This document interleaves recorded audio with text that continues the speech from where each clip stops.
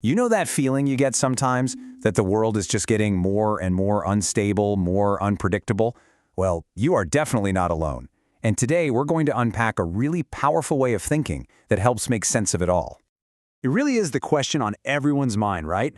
We're getting hit with climate disasters, massive tech changes, and geopolitical tensions all at the same time. But here's a thought. What if these aren't separate problems at all? And that brings us to the core idea here, the Great Fragmentation.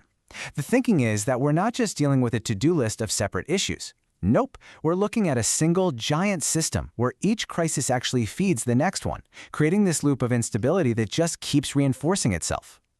To really get this, we're going to follow the chain reaction, kind of like a set of falling dominoes. It all kicks off with a financial shock that's driven by climate change. That, in turn, sparks a global arms race for green technology. This race is supercharged by AI, which, it turns out, has a massive hidden cost. And that cost ends up eating away at the very fabric of our society. So let's start with that very first domino. You know, for years, we talked about climate change like it was some problem for the future. But the reality is, it's here. And its impacts are starting to break our financial system right now. So where are the first cracks showing up? Well, it's not in some super complex Wall Street market. It's in something really fundamental, property insurance. You can think of insurers as the canaries in the coal mine, and they're telling us that the risks from fires, floods, and storms have just become financially impossible to manage. And the numbers, they're pretty stark. In the most vulnerable parts of the U.S., premiums skyrocketed 22% in just 3 years. I mean, that's a massive hit for homeowners. Insurers are either jacking up prices like crazy or just pulling out of entire states like California and Florida altogether. And this is nothing like the 2008 financial crisis.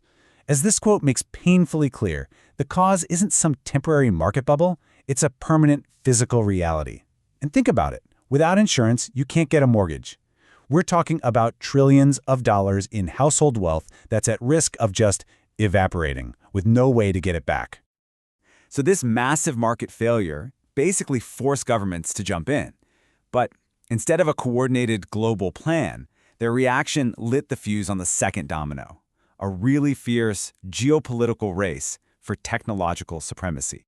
What we're seeing is a huge pivot away from the free trade ideas that were dominant for decades. Countries are now all in on something called neo-mercantilism.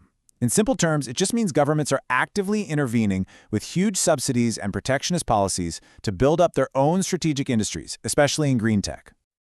In this chart, well, it tells you exactly who's winning this race so far. Through absolutely massive state investment, China has built up this staggering dominance in things like solar panels and batteries. Their control is so complete that it's become almost uninvestable for Western companies to even try to compete. So, of course, the US and Europe are fighting back with their own big industrial policies, like the CHIPS Act and the Inflation Reduction Act.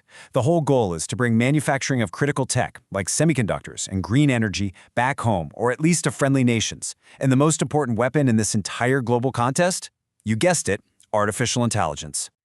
Okay, and this brings us to the third domino, which is where things get really wild. We have a huge paradox here.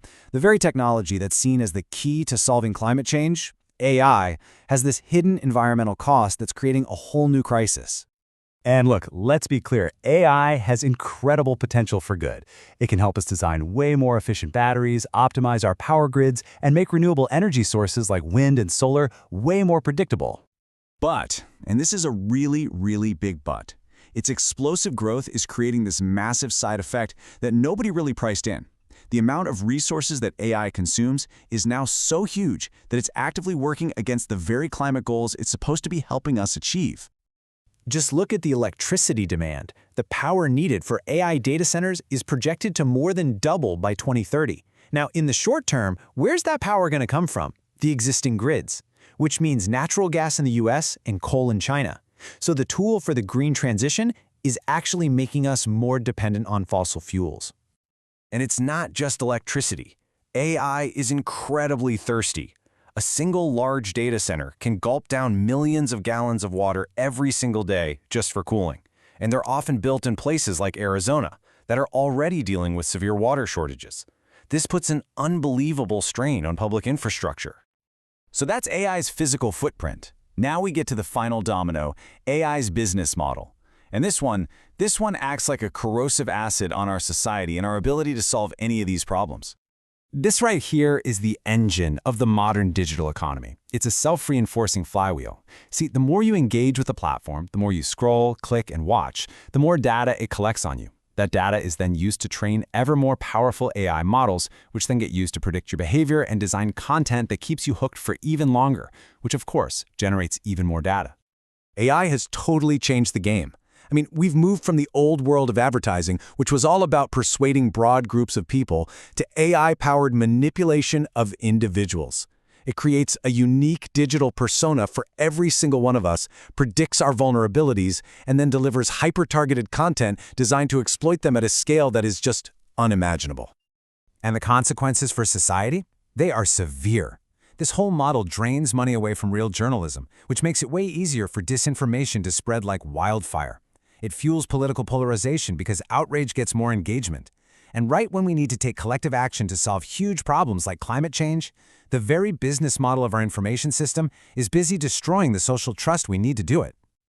So there you have it. That's the chain reaction. A financial crisis sparks a tech race, which is powered by an AI whose very business model corrodes our ability to act together.